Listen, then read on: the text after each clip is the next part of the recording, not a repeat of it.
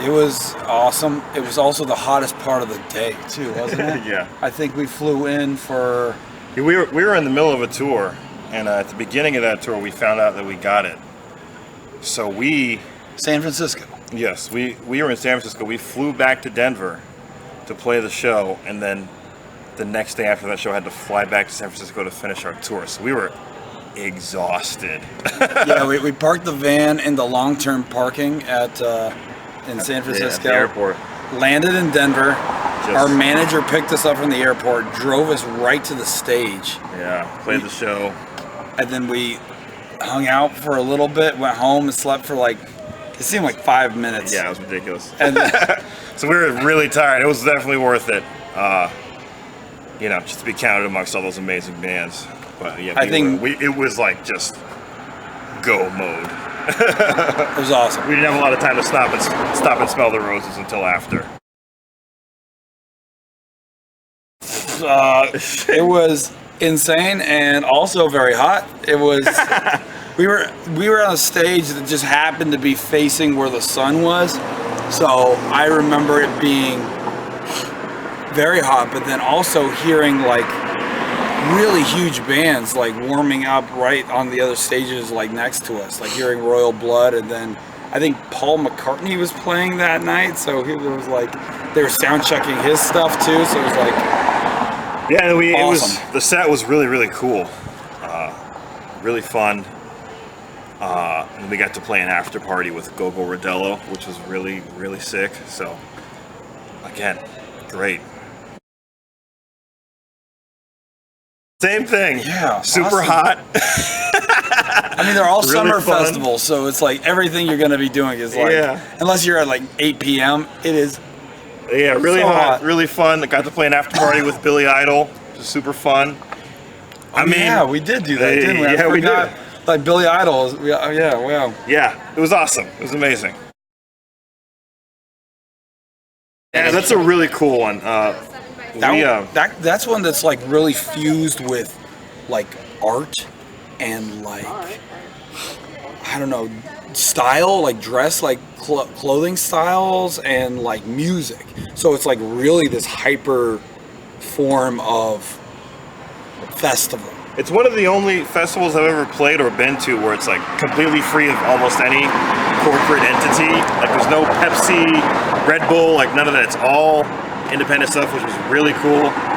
They put our tent next to Tyler the Creator's. That was pretty fun to like just be next to him. I got to meet one of my idols, Saul Williams, which was really fun. That's a very inviting crowd, like a very open, like they're open to anything. So it was cool to play to that crowd. Well, we played with them at the after party, and then that was at Thalia Hall in Chicago. Is that correct? Yeah. And the load-in was terrible, but they had like people there to help us because it's an old vintage theater. It's just like stairs, and so you're loading all the stuff you just saw us move. Gogo's crowd is really cool.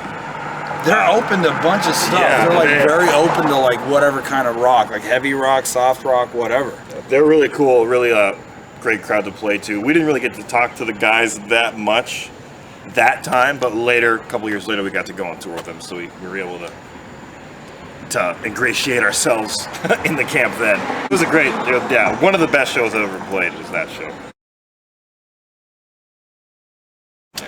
Oh, geez, I totally forgot that even happened. But it was like, it was in Texas, so it's at this place called Stubbs. So they have a little stage and a big stage. So it's kind of like a back and forth thing. We were in the little stage, and like we got done.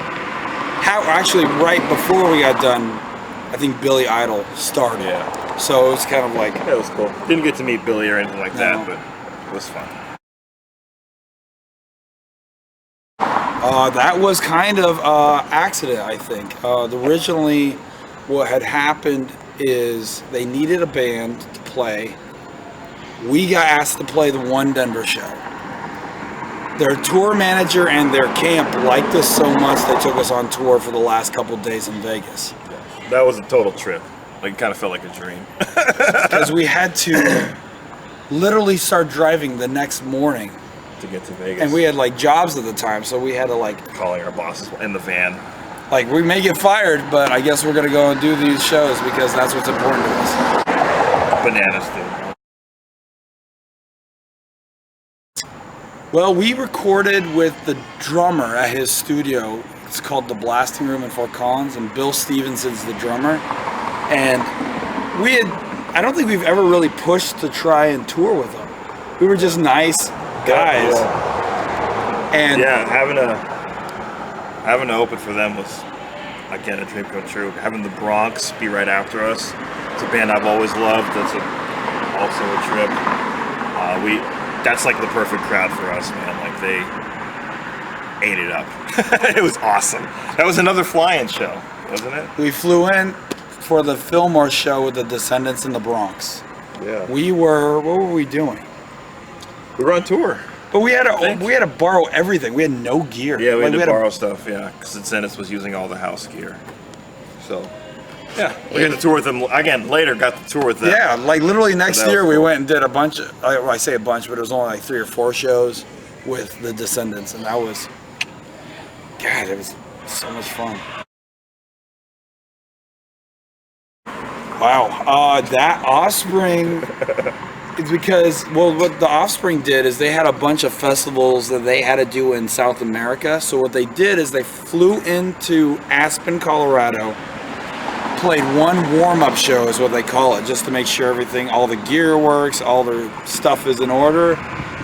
And we just happened to be the band that got accepted to play it. I've been listening to The Offspring and all these bands since I was a kid, so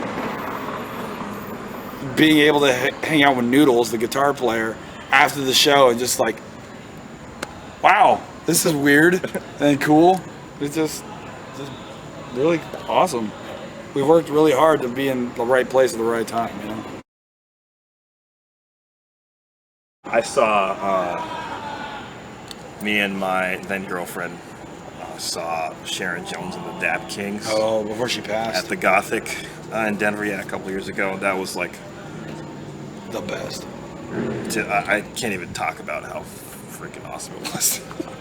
Yeah, I mean, there's too many good shows. I mean, being able to play shows with my heroes is probably the most important.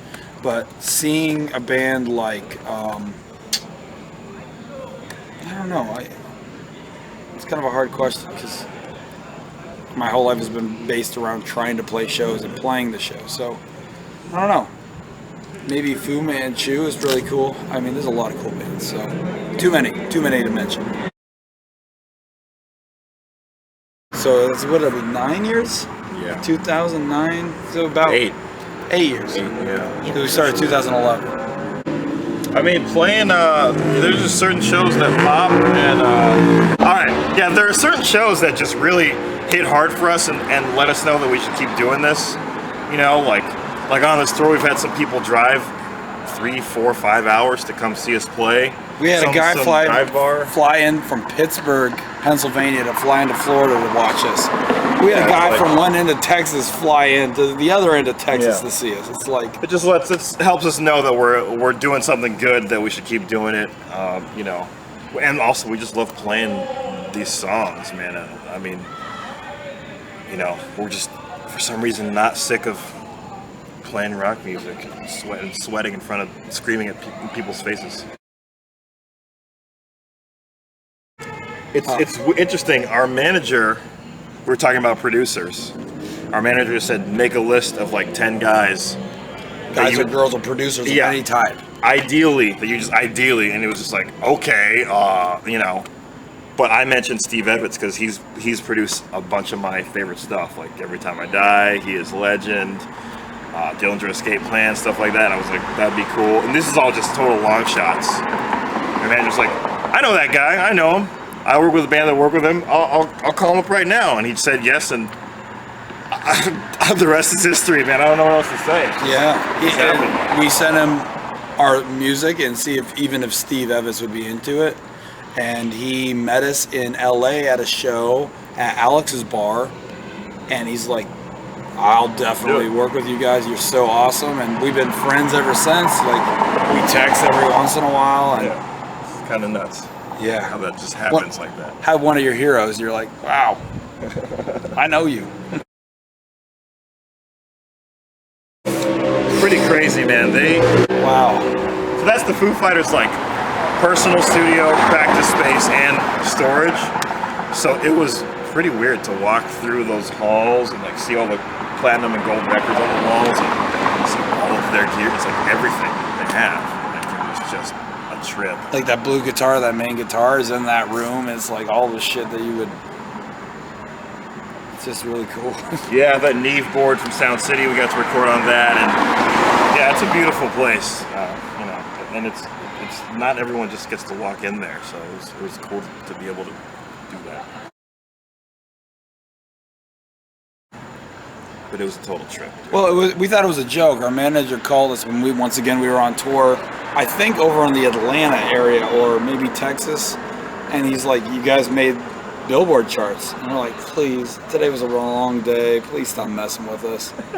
And he's like, "No, I'm serious." And he sent us a screenshot. Yeah. We're like, "Wow, we have no label or any support, and we have just enough fans that love us."